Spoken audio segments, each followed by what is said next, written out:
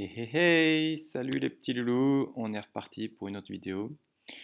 Donc j'en ai profité pour faire euh, rajouter quelques petits trucs qui prendraient trop de temps à faire dans une vidéo. Donc j'ai enlevé toutes les variables finales puisqu'on a dit qu'on essayait de s'en passer et de programmer autrement. J'ai laissé juste un bouton pour l'instant qu'on va effacer, une image là, pour vous rappeler comment c'était. Et qu'est-ce que j'ai fait d'autre? Voilà, bah, j'ai rajouté toutes les views qu'on avait dans notre XML, je les ai rajoutées ici. Donc vous pouvez prendre le temps de les rajouter aussi. Donc au lieu de, vous voyez qu'ici on a un set on-click listener et dans le on-click listener on crée un new on-click listener, une nouvelle vue là ici. Et on implémente une méthode qui s'appelle onClick qui va exécuter quelque chose quand on va cliquer. Et bien au lieu de faire ça, et vous voyez que là c'est une méthode interne donc il veut des variables finales, final, de type final quand on essaie de travailler dedans. Donc au lieu de faire ça, on va utiliser la, la méthode implement. Euh, et on va implémenter quoi? Une interface qu'on appelle justement onClickListener.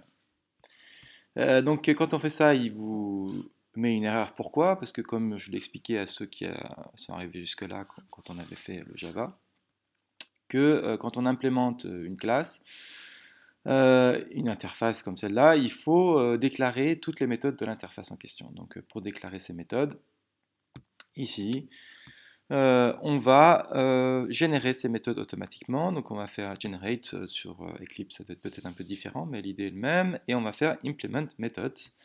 Et là, il nous liste toutes les méthodes de la classe justement qu'on veut implémenter. Et il n'y en a qu'une qui s'appelle évidemment onClick, ce qui ne vous surprendra pas normalement. Donc quand on fait ça, du coup, je peux enlever mon image2 que je vais déclarer autrement. Euh, Mais donc l'idée va toujours être le même, c'est que on va affecter donc notre image2 au lieu de faire ce qu'on a fait tout à l'heure, on va faire set onClick listener. Et là, il faut un listener, mais comme on a implémenté la classe, on peut mettre la commande this pour dire c'est justement un new onClick listener. On va faire ça pour toutes nos images. Donc on va les taper un par un, display, set onClick listener, 10. Hop. Là, on va faire peut-être un copier-coller parce que ça va être exactement pareil pour les autres. Voilà. Je sais plus, j'en ai 6. 6, 5, 4, 3, 2. Ouais, je crois que je les ai tous.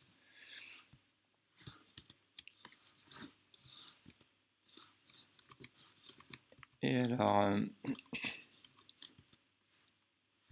pour le bouton, ça va être pareil.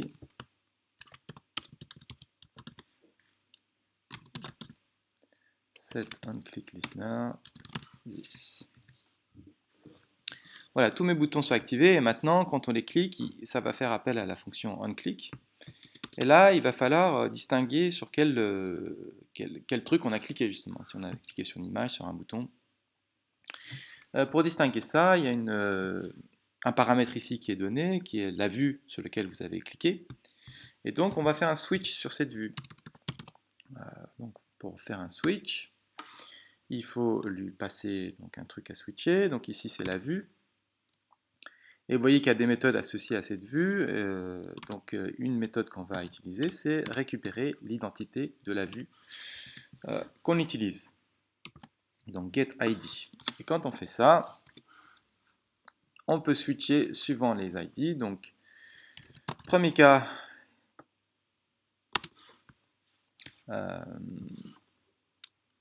donc si on a cliqué sur l'image 2, r.id.image back to, deux points, qu'est-ce qu'on veut faire? On veut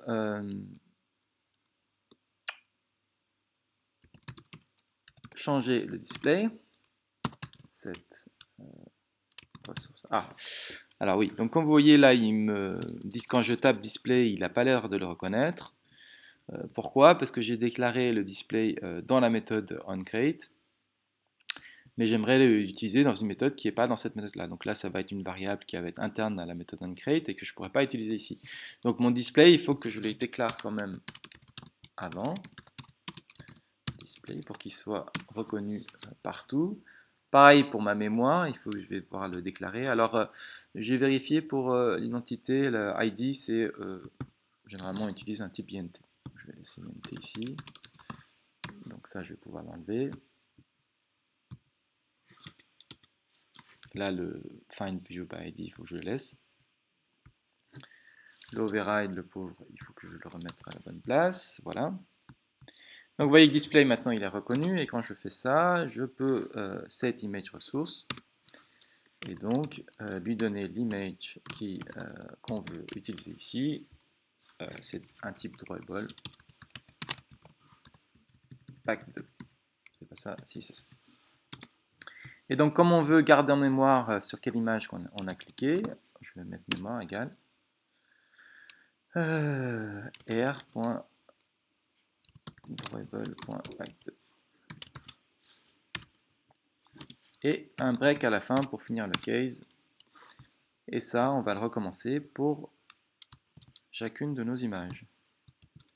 Donc on en a 3, 4, 5, 6. Donc je vais changer ici. 6, 6, 6. Donc vous pouvez le faire en même temps que moi. Hein. Je pourrais aussi peut-être poser la vidéo.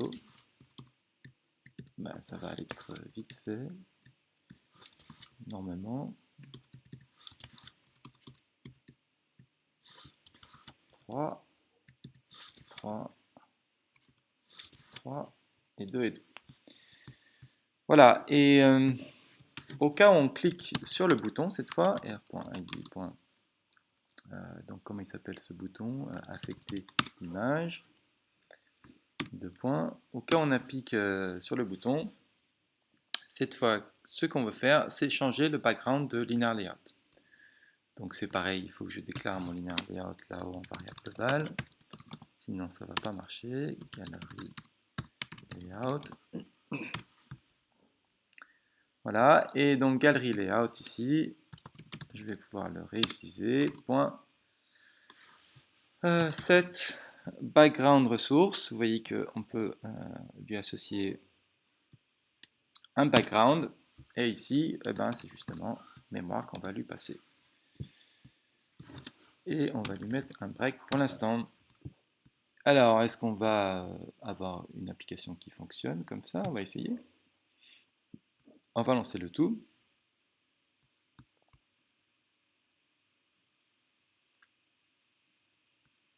Ça prend toujours un peu de temps parce que en plus j'enregistre en même temps, donc l'ordinateur a un peu de mal.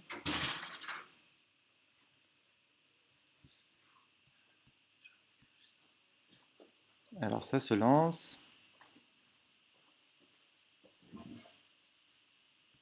Donc je vais accéder à la galerie. Voilà, et donc quand je clique sur l'image, ça bug.